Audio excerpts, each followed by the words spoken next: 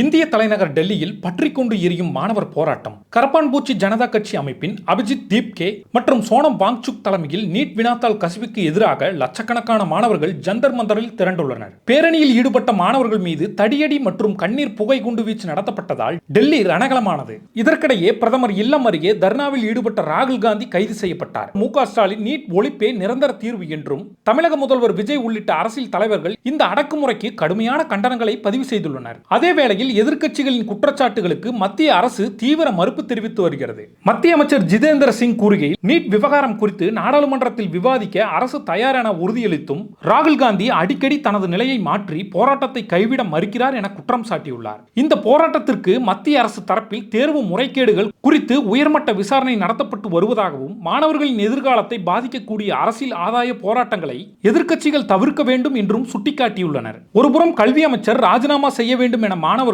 தீவிர போராட்டம் நடத்தி வர, மறுபுறம் நாடாளுமன்றத்தில் விவாதிக்க தயார் என்கிறது அரசு.